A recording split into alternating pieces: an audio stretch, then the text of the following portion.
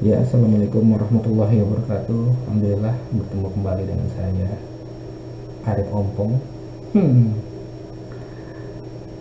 Tadi saya berbagi kepada teman-teman semua bagaimana bisnis itu dimulai atau usaha itu dimulai. Ya, tentunya dengan usaha dagang tadi dan selain dengan silsilah yang kedua dengan pengalaman.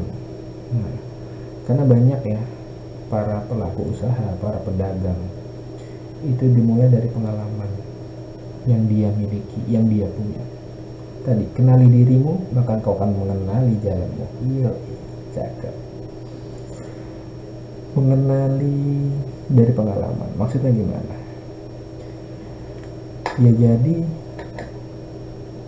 misalnya kayak saya ya, pernah bekerja di Matahari Deep Store ya di daerah Jakarta Barat. Banyak tuh ilmu. Saya di sana sebagai supervisor ya kan. Banyak ilmu yang dipelajarin, pengalaman yang dipahami, ya gaji juga yang dinikmati. Yoi. Itu gimana maksudnya gitu. Jadi dengan pengalaman yang kita miliki, kita bisa tuh misalnya tadi ya, saya jualan baju, bisa saja gitu dengan pengalaman saya yang saya miliki. Saya tahu harga jualnya berapa, modalnya berapa, tanpa harus kita menganalisa terlebih dahulu. Apa nih, misalnya saya mau jualan roti, saya nyari HPP-nya, harga pokok penjualan, harga PP-nya berapa, ya kan. Misalnya saya mau menjualan roti, beli bahan bakunya di mana, harganya berapa, jualnya berapa, keuntungan berapa, belum dipotong beli ruko dan sebagainya, nyewa ruko dan sebagainya. Itu hal yang sulit gitu. Tentunya kita bisa dengan pengalaman tadi, kita sudah tahu tuh semuanya. Bahkan ya, banyak juga yang telah bekerja di suatu tempat, dia membuka usaha yang sama gitu dengan pekerjaannya dia dulu, jadi tahu di mana beli bahan bakunya, harga modalnya berapa, suppliernya di mana, tenaga kerjanya mencari di mana, itu tahu semua.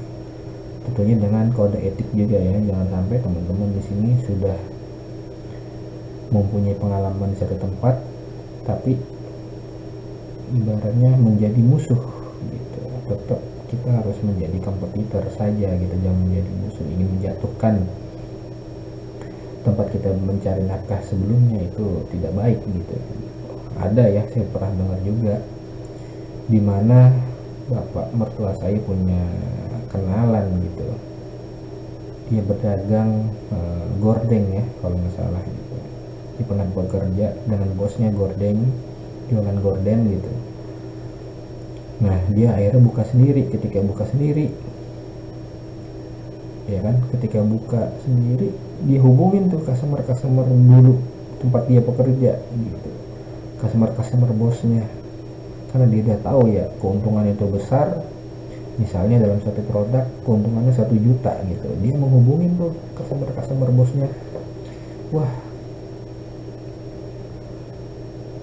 di tempat saya pak gitu, bilang ke customernya, bisa harganya di tempat bos saya 5 juta, sama saya deh 4,5 gitu atau 4,2 gitu, ngambil untungnya tipis atau nggak sebanyak bosnya gitu kan.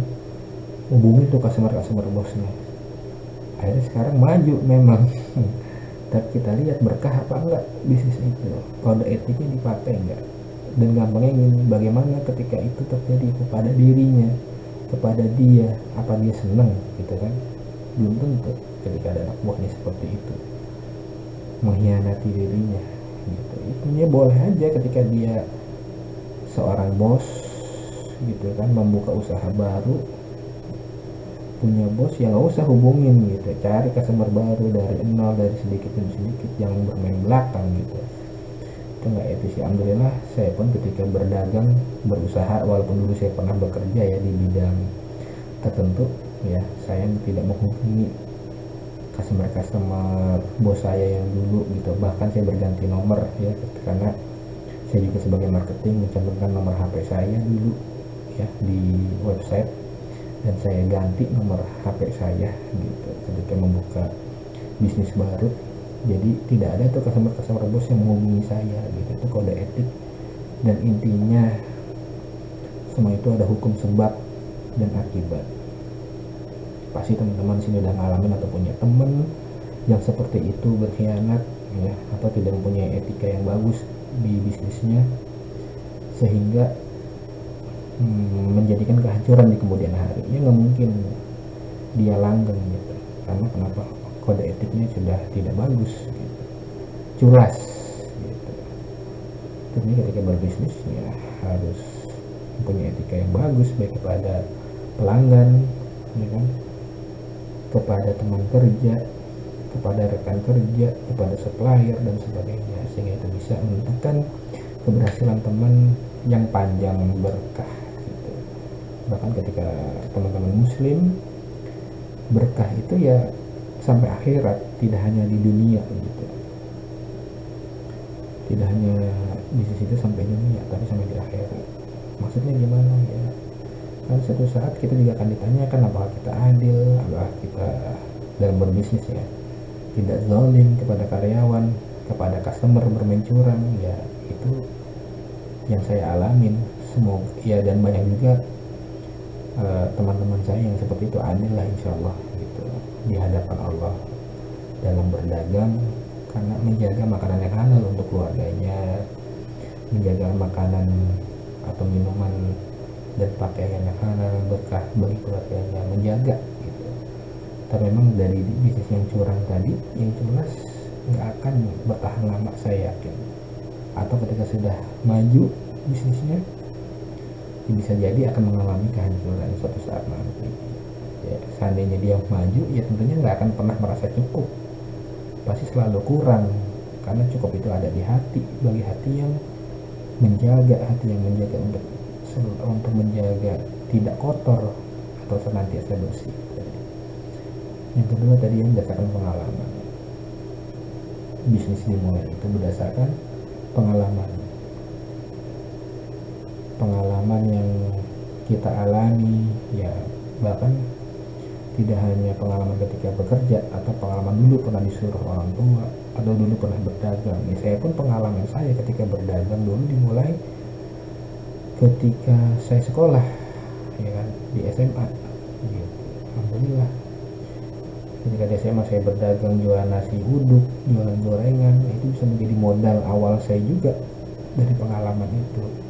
Gimana ya, untuk saya bisa berani tampil beda, berani pede untuk menjajakan dagangan saya, sehingga saya tidak malu untuk bertemu customer, berani ketemu klien gitu.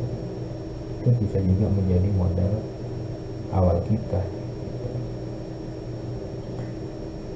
Dan itu dimulai step by step ya, nggak bisa langsung modal besar ya kan, ya kecuali Anda pewaris gitu, atau orang tua Anda konglomerat gitu.